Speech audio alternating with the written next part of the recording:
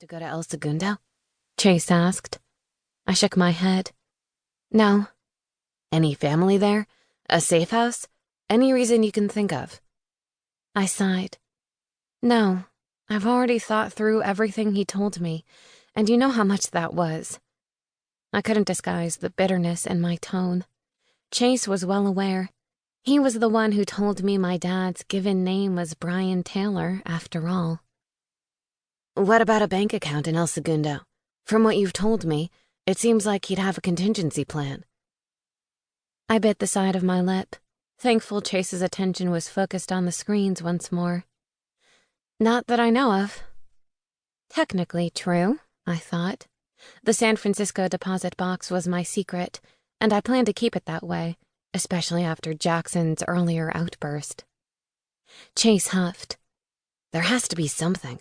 We found him once, and we'll find him again, he said, more to himself than me.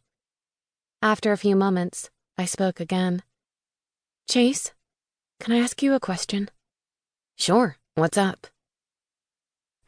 Why did Knox and Ethan decide to question Clive tonight? Why would they even think he might have useful information on my dad's current location?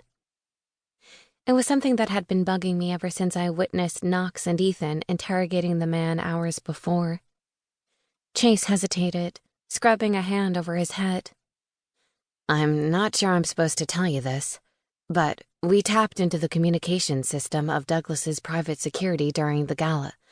We were doubtful that it would lead to useful information, but on the off chance they mentioned your dad, we wanted to know. They said just enough that we knew we had to get more from them as soon as possible. So, basically, we got super lucky on the timing. Yeah, pretty much. I wound a strand of hair around my finger and stared absently at the screens as he worked. Eventually, I cradled my head in my hands and stared at the floor, lost in my thoughts while Chase typed on. I didn't know how long I had been sitting there when I felt Chase's warm hand on my back. Haley. Mm-hmm. It's going to be a while before I find anything. Do you want to go to sleep? I shook my head, my long hair fanning around my face. Chase's voice was calm, soothing, as he ran his hand over my back. How about some music? I created a playlist for you, and you can access it on your phone. I pulled out my phone, and Chase's knees grazed mine as he took the phone and held it between us in his hands. He showed me how to retrieve the playlist, and then returned the phone. Thanks, Chase. That was very thoughtful. He smiled sheepishly and rubbed the back of his neck. I hope you like it. I included a few songs from our sleepover. After retrieving my headphones from the bedroom, I returned to the living room, and Theo moved to the end of the couch, making room for me to lie down. When I pushed play on my phone, the first notes of Landslide filled my ears. Recognizing that it wasn't the original version, I checked the artist, surprised to see that it was the Dixie Chicks. As I listened to the flawless harmonies, I decided I might have a new favorite. Thank you, Chase. Curious, I scanned the rest of the playlist, smiling when I saw a few of my favorite Taylor Swift and Ed Sheeran songs, mixed with several artists that I wasn't familiar with.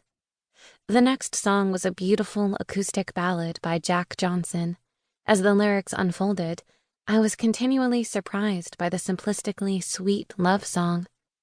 First Collide, and now Better Together. I was trying not to read too much into Chase's selections, but it was difficult not to. When the door to the suite opened sometime later, I jumped up, yanking out my earbuds and practically tripping over my own feet. As annoyed as I was with Jackson, I slumped in relief at the sight of Jackson and Liam striding through the door. Now that they had finally wrapped up the gala security, I expected a full report on the situation with my dad. Liam was the first to speak, his hand gesturing to my clothes. Aw, Haley, you changed, he said, clearly disappointed that I'd exchanged my bustier for a regular bra and buttoned up my chambray shirt. Crossing my arms over my chest, I glared. Excuse me for wanting to breathe properly. Liam chuckled, but I ignored him, stepping in.